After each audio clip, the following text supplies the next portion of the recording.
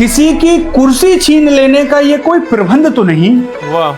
किसी की कुर्सी छीन लेने का ये कोई प्रबंध तो नहीं। वाह। इस पार्टी के साथ विपक्ष का कोई गहरा संबंध तो नहीं। अभी मजा आएगा ना। चंद ही दिनों में इतने कॉकरोच कैसे पैदा हो गए। चंद ही दिनों में इतने कॉकरोच कैसे पैदा हो गए। ध्यान से देखो कहीं सिस्टम में गंद तो नहीं।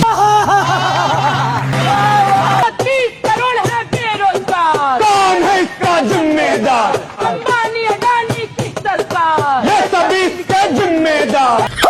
शिक्षा है सबका अधिकार, बंद करो इसका व्यापार, जाति धर्म में नहीं बटेंगे, मिलजुल कर संघर्ष करेंगे। कुछ लोगों को ये बात हजम नहीं हो रही कि ये कैसे हो सकता है। पक्का इसके पीछे कोई ना कोई बड़ी ताकत होगी, कोई डीप स्टेट, कोई ना कोई पॉलिटिकल पार्टी से अंडरग्राउंड सपोर्ट कर रही होगी। लेकिन मैं कहना चाहूंगा जरा आंखें खोलकर देखो।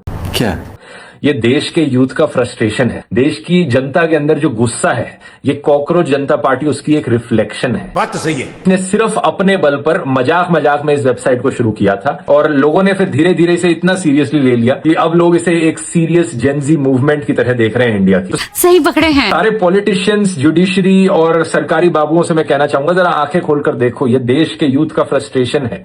देश का यूथ आज के दिन जानता है कि ये सिस्टम कितना करप्ट हो चुका है, ऊपर से लेकर नीचे तक। इस सज्जन को क्या तकलीफ है भाई? चाहे वो पेपर लीक्स हो, बढ़ती बेरोजगारी हो या बिकाऊ मीडिया हो, कैसे जजेस को, सुप्रीम कोर्ट के जजेस को राज्यसभा की सीट्स ऑफर करी जाती हैं रिटायरमेंट के बाद। इसका कारण नरेंद्र मोदी है। और इसीलिए कॉकरोच जनता पार्टी का नंबर 1 मैनिफेस्टो पॉइंट क्या है कि किसी भी चीफ जस्टिस को रिटायरमेंट के बाद कोई राज्यसभा की सीट नहीं मिलनी चाहिए। जनता बेवकूफ नहीं है, वो सब समझ रही है।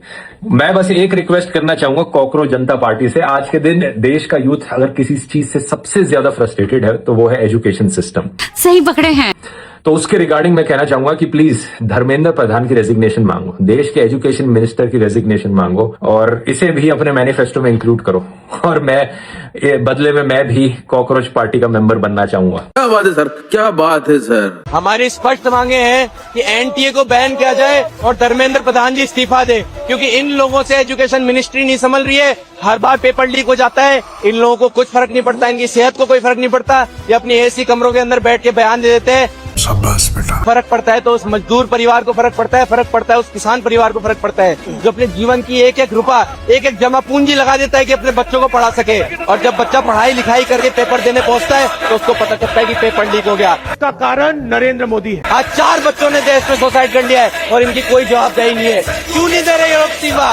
क्यों आज तक एनटीए के पास में टेंडर है? हमारा एजुकेशन सिस्टम कोई पैसा कमाने की मशीन नहीं है, ये हमारे देश के फ्यूचर को तैयार करने की मशीन नहीं है। ये बड़ी अच्छी बात कही है। उनकी जेब में जब तक पैसा जा रहा है, जब तक जनता सड़कों पे पिट रही है, जब तक उनके लिए सब चंगा सी। बात तो सही है। मैं एक कॉकरोच हूँ। नितिन गडकरी जी, मेरे आपसे कुछ सवाल हैं। एक 4 व्हीलर को आप एक लग्जरी आइटम मानते हो, इसलिए आप उस पर 28% जीएसटी लेते हो। आप उसको एक लग्जरी आइटम मानते हो, इसलिए आप उस पर 15% कंपनसेशन सेस से लेकर 22% कंपनसेशन सेस लेते हो। ये भगवान क्या जुल्म है। उसके बाद आप हमसे 8 से 10% रोड टैक्स लेते हो। उसके बाद जब हमारी गाड़ी सड़क पर आती है तब आप हमसे टोल टैक्स लेते हो। नितिन गडकरी जी, मैं ऑल्टो चलाता हूँ, 6 लाख रुपए की गाड़ी है ऑल्टो। जूम करो। और फॉर्च्यूनर 60 लाख रुपए की गाड़ी है।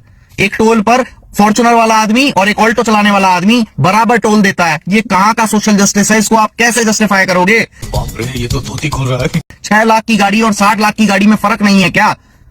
चलो ये तो समझ में आ गया, एक बार के लिए मान लेते हैं ये सब जस्टिफाइड है।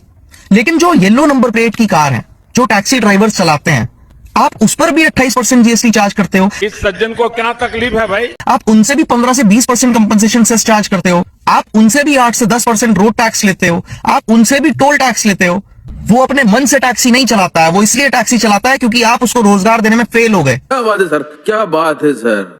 आपको उसको सब्सिडी देनी चाहिए थी, लेकिन आप उसको GST, compensation cess, road tax, toll tax के नाम पर लूट रहे हैं। बात तो सही है। इसके बाद आते हैं पेट्रोल की प्राइस पे।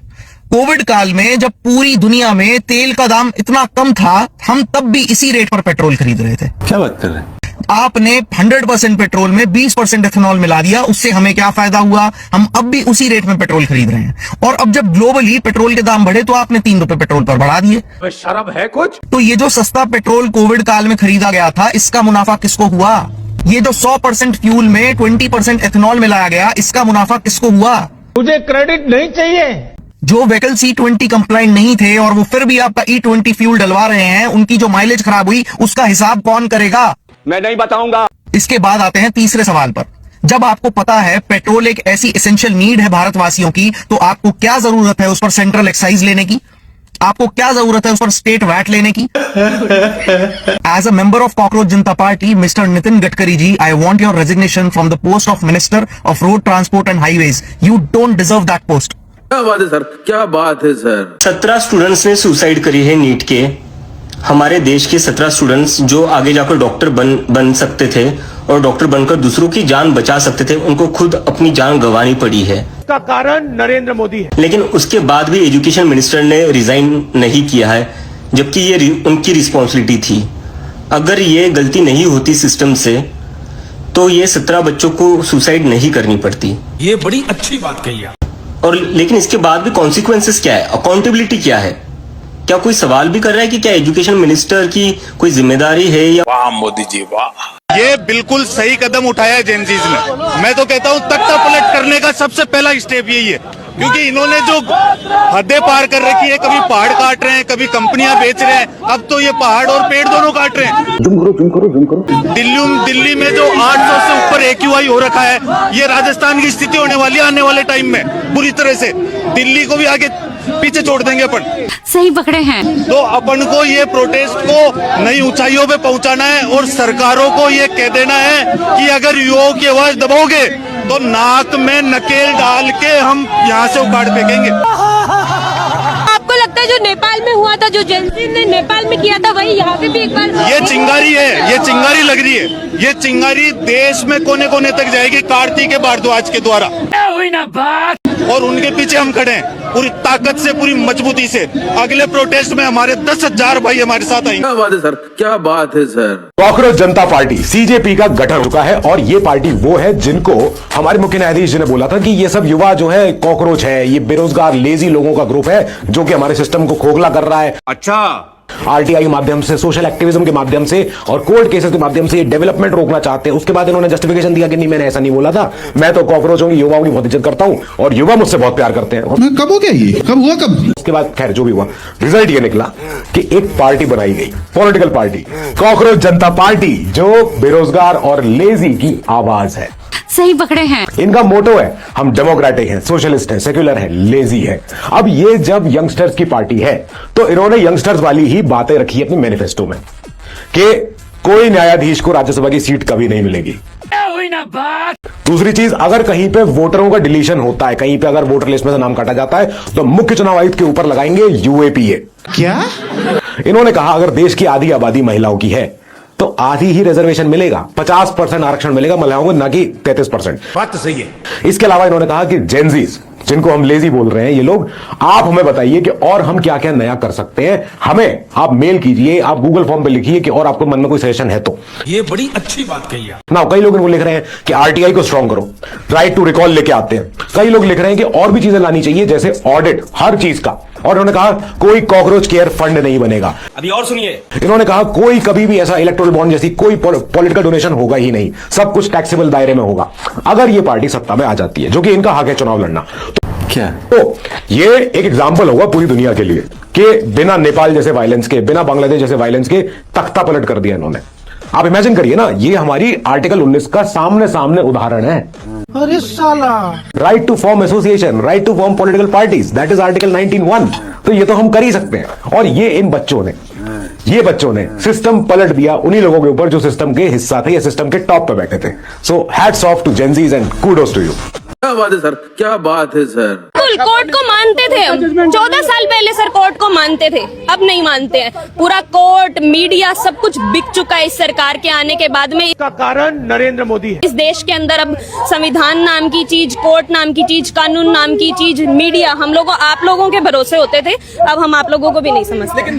अरे खतरनाक खतरनाक लोग। दोस्तों अब मैं कहूंगा कि भारत का जेनजी सच में जाग रहा है। कॉकरोच जनता पार्टी सिस्टम के मुंह पर जेनजी का पहला तमाचा है। बात तो सही है। बेरोजगारी जैसी रायता तुम ही फैलाओ और बेरोजगार युवाओं को कॉकरोच और परजीवी जैसे गाली तुम ही दो। बताइए, चीफ जस्टिस ऑफ इंडिया न्यायपालिका का हिस्सा है, वो सरकार की तरफदारी कैसे कर सकते हैं? शर्म। अगर आप ऐसा कर सकते हैं, देश की न्यायपालिका अगर पक्षपाती हो सकती है, तो हम कॉकरोच हैं। अभी और सुनिए, हम वो कॉकरोच हैं जो तुम्हारे सड़े हुए सिस्टम द्वारा बनाए गए अशिक्षा, बेरोजगारी, भ्रष्टाचार, पेपर लीक माफिया, बलात्कारी, पाखंड जैसे गड्ढों से पनपे हैं। क्या बात है सर, क्या बात है सर। या यूं कहें तो पनपने पर मजबूर हुए हैं। तो हम जैसे कॉकरोच तभी खत्म होंगे जब ये पूरा सिस्टम खत्म होगा। हुई ना बात। तो दोस्तों, कॉकरोच जनता पार्टी का आप भी सदस्यता लें और अभिजीत दीपके का सपोर्ट करें। और अगर आप भी इस सिस्टम में कॉकरोच जैसा महसूस करते हैं तो कमेंट बॉक्स में जरूर लिखें, मैं भी एक कॉकरोच हूँ। धन्यवाद। शाबाश बेटा। कमल का फूल कॉकरोच खाते हुए देख रहे हो? इसका मतलब यह है कि दुनिया की सबसे बड़ी पार्टी भारतीय जनता पार्टी को हाल ही में नवनिर्मित कॉकरोच जनता पार्टी ने पछाड़ दिया है। इंस्टाग्राम पे 12 साल में भारतीय जनता पार्टी जितने फॉलोवर जुटा पाई थी, जैसे भी जुटा पाई हो, 5 दिन में कॉकरोच जनता पार्टी ने उसका रिकॉर्ड तोड़ दिया। ये सच नहीं है। नहीं माँ, ये सच नहीं है। ये बता रहा है कि भारतीय युवाओं का वर्तमान सरकार पे विश्वास शून्य हो चुका है, इसीलिए कॉकरोच जनता पार्टी ज्वाइन कर रहे हैं। सही पकड़े हैं। क्या आपने ज्वाइन की है? मैं भी ज्वाइन करूंगा, लेकिन उसकी शर्त है। पहली शर्त यह है कि भारत के शिक्षा मंत्री का इस्तीफा अगर कॉकरोच जनता पार्टी मांगती है, जुम करो, तो निश्चित रूप से मैं उसी दिन बच्चों के हित में कॉकरोच जनता पार्टी ज्वाइन कर लूंगा और भारत के प्रधानमंत्री से निवेदन करूंगा कि परीक्षा पे चर्चा करते हो, मन की बात में युवाओं की बात करते हो। इस सज्जन को क्या तकलीफ है भाई? भारत के युवाओं को कॉकरोच बोला गया है, अच्छा मौका है, तुम भी लगे हाथ कॉकरोच जनता पार्टी ज्वाइन करके भारत के युवाओं को बता दो कि तुम युवाओं के साथ हो। अलावा सरकार से निवेदन करूंगा कि डर के कॉकरोच जनता पार्टी के अकाउंट को ब्लॉक या डिलीट मत करो, नहीं तो भारत का युवा हैशटैग निकम्मी सरकार, डरपोक सरकार चलाना शुरू कर देगी। और जो अंधभक्त ये बोलते हैं कि ये विदेशी फंडिंग से प्राप्त पार्टी है, उनसे ये कहूंगा कि भारत की जांच एजेंसियों ने ऐसा कोई बयान तो दिया नहीं है, तुम्हें ये जानकारी कैसे मिल जाती है? कहीं तुम लोग विदेशी तो नहीं हो?